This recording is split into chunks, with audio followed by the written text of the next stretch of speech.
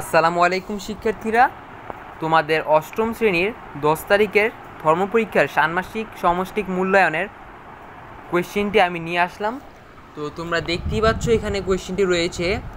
এখানে কাজ এক হচ্ছে একক কাজ। এখানে বলা রয়েছে মনে করো তোমাদের বিদ্যালয়ে সাংস্কৃতিক অনুষ্ঠানে বক্তৃতা উপস্থাপনের প্রতিযোগিতা দেওয়া হলো।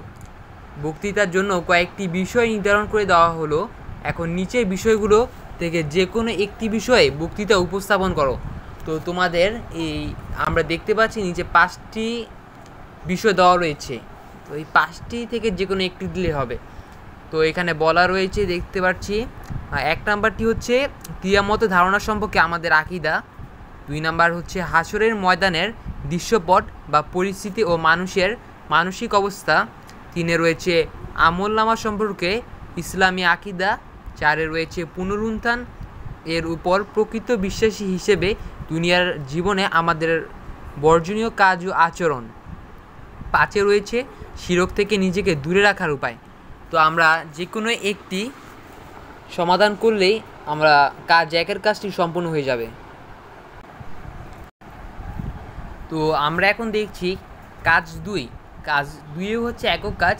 এখানে বলা রয়েছে মহানবী সাল্লাল্লাহু আলাইহি ওয়াসাল্লামের প্রতি মহব্বত সৃষ্টির উপায় বর্ণনা করো।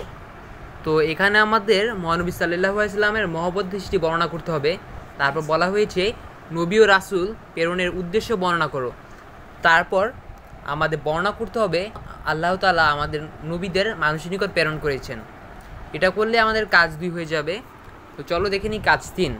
কাজ 3-এ একটি উক্তি দেওয়া রয়েছে কোরআনের, আর এখানে মমর্থ বর্ণনা করতে হবে। তো এটি করলেই কাজ 3 হয়ে যাবে, আর এটা একক কাজ।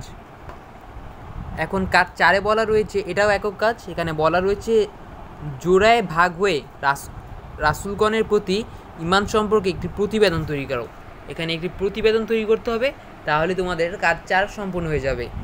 কাজ 4 হচ্ছে দলগত কাজ। এখানে বলা রয়েছে সামনে রমজান মাস আসছে, তাই রমজান মাসে আমাদের করণীয় ও বর্জনীয় দিকগুলো নিয়ে একটি পোস্টার তৈরি করো।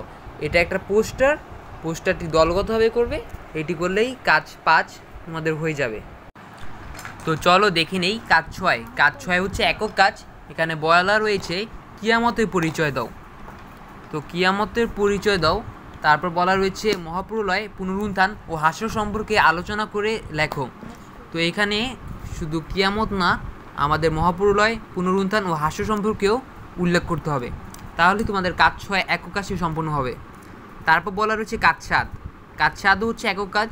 এখানে বলা রয়েছে তাকদির কাকে বলে, তাকদির কেন গুরুত্বপূর্ণ, তাকদির কয় প্রকার ও কী কী, কুরআন ও হাদিস আলোকে বর্ণনা করো। তো এটা করলেই তোমাদের কাজ 7 সম্পূর্ণ হয়ে যাবে। তো বন্ধুরা, আমরা এখন দেখছি কাজ 8। এটা হচ্ছে একক কাজ। তো এখানে বলা রয়েছে শিরক কাকে বলে, শিরক এর প্রকারভেদগুলো আলোচনা করো, কার সাথে শিরক করা গুনার কাজ তা নিয়ে তোমার মতামত দাও। এরপর দেখব কাজ 9। কাজ 9ও একক কাজ। এখানে বলা রয়েছে ইবাদত কাকে বলে এবং ইবাদত কেন গুরুত্বপূর্ণ তা আলোচনা করে খাতায় লেখো। এরপর আমরা দেখে নিব কাজ 10। এটাই আমাদের সর্বশেষ কাজ।